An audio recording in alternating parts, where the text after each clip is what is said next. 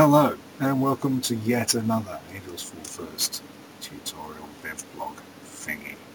In the last tutorial devblog thingy, I showed you how to set up a very basic ship internal zone and spaceship to create an Angels Fall First map and be able to pilot the spaceship around. It was very simple, and here it is.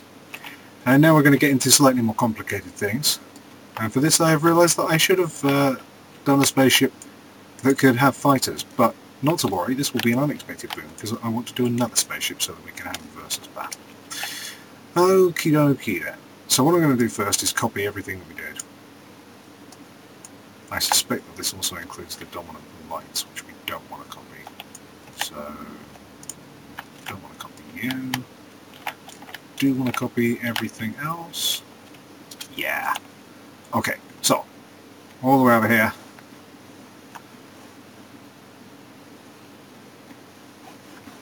No, not over there. Other side. Oh, this font is confusing. So that's a completely other copy. And we're going to make that up to another spaceship. So I'm going to go and get the other spaceship in my actor class browser. I'm going to search for Ranger, which is a frigate of a different faction than the one that we have placed. And it has, well, any ship can have fighters spawn from it because the technique just involves spawning a vehicle at a socket. But this one actually has a bay and is rated to carry fighters and all that kind of thing. Oh dear. Again, slight scaling issues. Vehicle factories. And we'll place that in the space zone. I'll try and speed up a little. And they're going to fight like cats in a bag. So I'll place them a little further away from each other.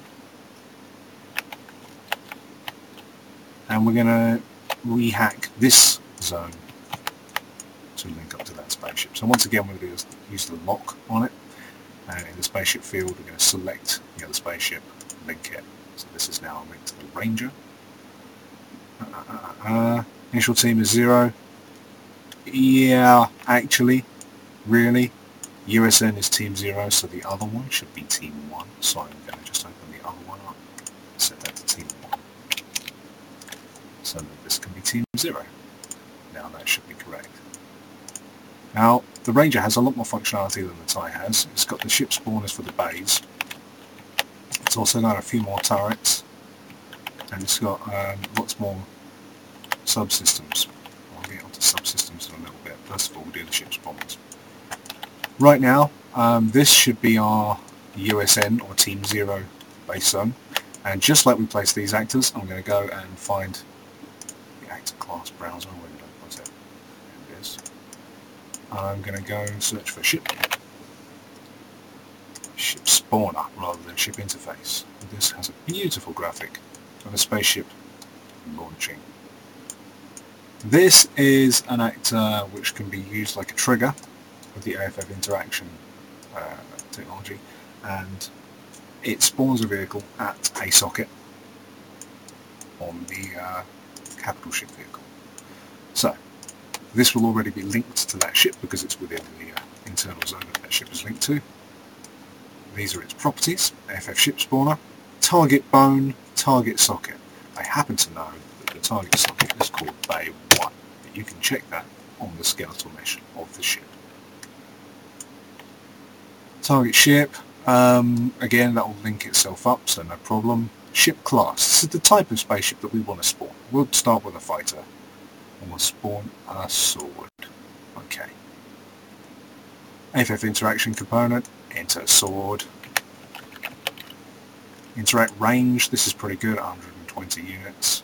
Restricted to UDK pawn, that's fine. Must face, must have line of sight. We usually leave these off. Active limit. This denotes how many spaceships spawned from this ship spawner can be in active service at any one time. We're debating how to use this in gameplay, or whether to use it at all. Okay, I think that's fine. Just for lols, I'll do 2 of them because you can just copy them, change it to a different class, katanas as well. This time actually I didn't demonstrate the turrets. We'll get to the turrets as well. Because we placed new actors, we have to rebuild the paths, so I'll just do that, which will take a very short amount of time on my lovely computer.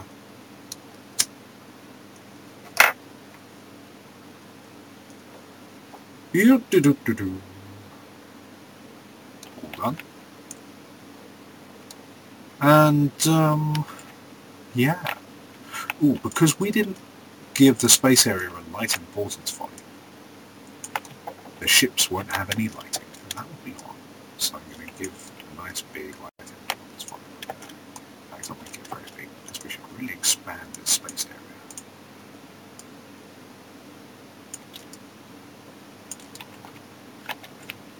That's the gravity bubble. We've got to be careful not to have that intersect the ship interior zones. So I'll put this guy all the way over there now, so they shouldn't be fighting immediately.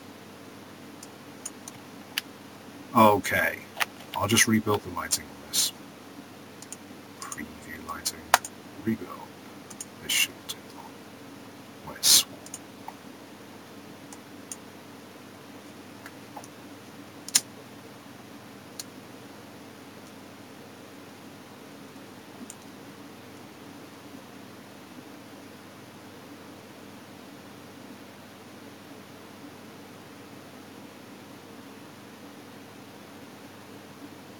I wonder how this will affect the video capture. I shall be very interested to find out. Come on, Swarm. Ooh, come on. You can do it, little Swarm. Please don't crash. It doesn't crash that often. We've got quite high reliability in the version of the UDK. Right, that's all built. That means that this light mass importance volume will now have these ships shaded correctly. Should do anyway. Right, let's save the map and have a little look. Okay. Oop, we called it TIE Corvette. Didn't change the name of the Forwards for the United League! Because we're United League. Expecting to see Team Zero.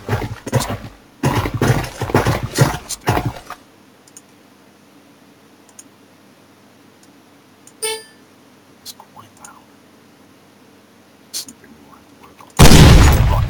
So we've got some new icons now. These are the ship spawners. It's a sword. We didn't rename this one. So that's the katana, that's the sword. And over there we can just about see the ships in the distance. So what should happen now is when we activate one of these, we spawn a vehicle on the capital ship. There we go. So fighter. Pick up some fire.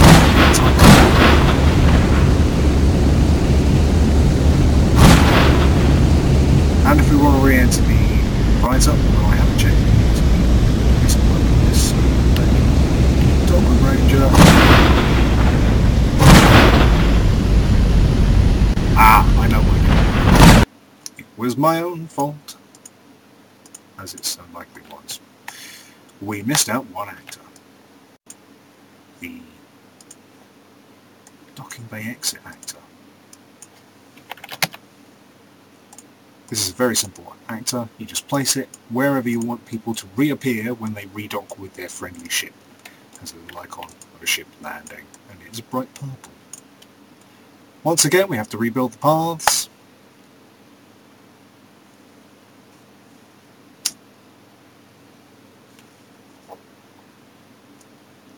I only added that to one of them, didn't I? I wonder if it was the right one. I bet it wasn't. Oh no, yes it was. There we go, because it's the one with the fighters. Okay, so now we should be able to both launch and land fighters. Forwards for the United League! Fighter this time, so sword.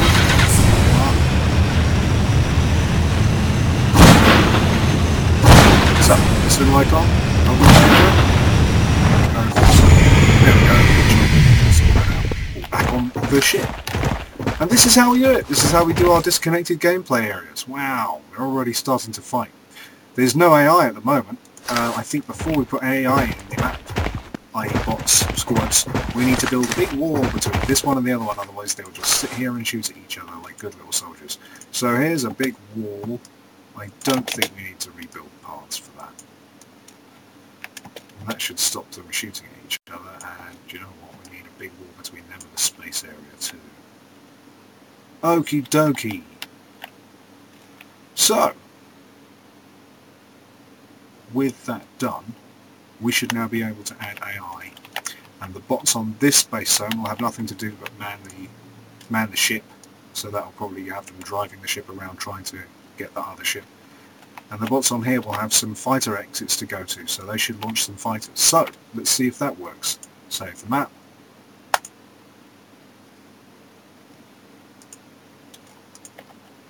Forwards for the United League! Add squads. 6. I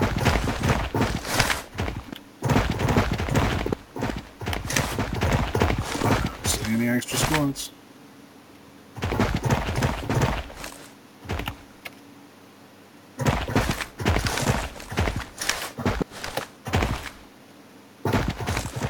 Interesting.